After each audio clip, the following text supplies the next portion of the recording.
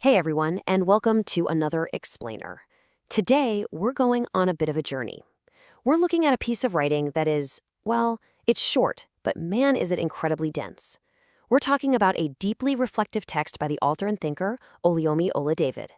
I mean, it's not every day you stumble upon a high-stakes framework for global socioeconomics buried inside a post celebrating literally fruits and vegetables. But no kidding, that is exactly what we have right here. At first glance, it just looks like a simple, celebratory end-of-the-year post about agriculture. But as we start to unpack her words, we're going to see how she takes this everyday, totally domestic topic and builds this massive, compelling philosophy out of it. We're talking human responsibility, the real mechanics of economic exclusion, and the actual underlying purpose of global power. Seriously, it's an absolute masterclass in connecting the micro to the macro, and it really forces us to reevaluate how we look at leadership and our own personal impact. So let's get right into it. Okay, let's dive into this with her own opening words.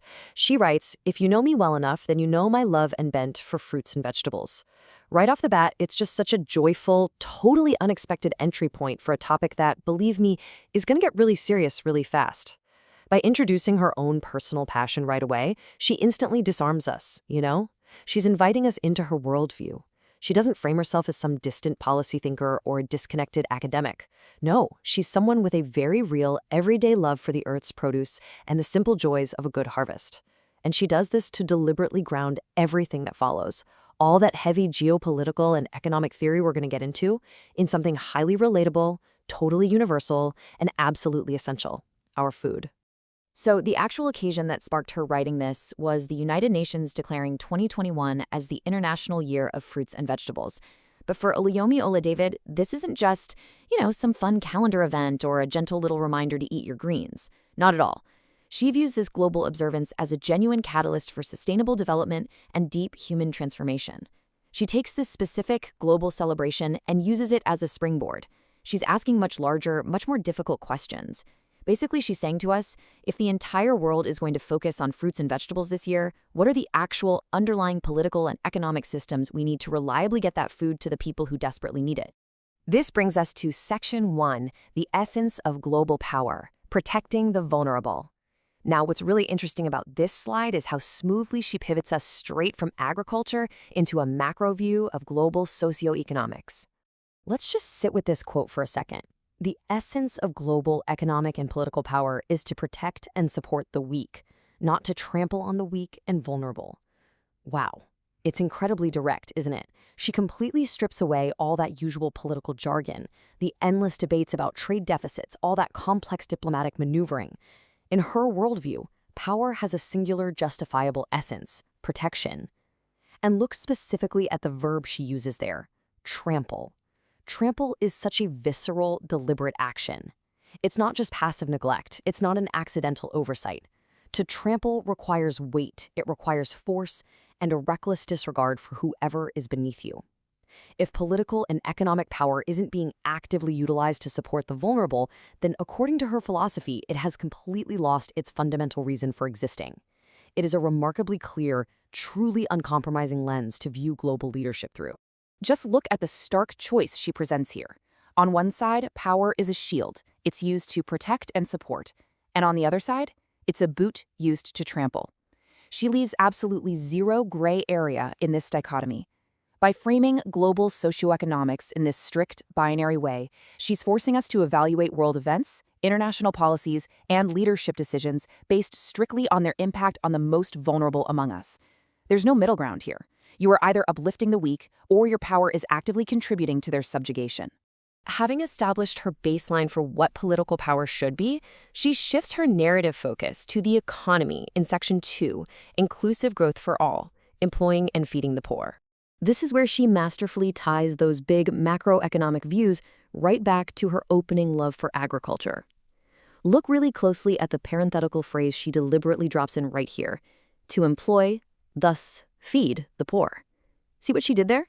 She draws a direct, unbreakable line between economic inclusion, which means jobs and wages, and literal physical sustenance, food on the table. In her view, global growth isn't about arbitrary GDP numbers ticking up on a chart. It's definitely not about corporate profit margins or stock market rallies. It's measured simply, and honestly quite brutally, by whether or not it actually puts food into the mouths of the deprived. It brings her massive geopolitical philosophy right back down to the dinner table. If the growth doesn't feed people, then it just isn't true growth. And this brilliantly illustrates how she views economic exclusion versus inclusion. You have inclusive growth that employs and feeds the poor on one side, and exclusion and literal deprivation on the other. It's really the economic equivalent of her previous point about political power. She's consistently advocating for systems that actively pull people in, rather than systems that push people out.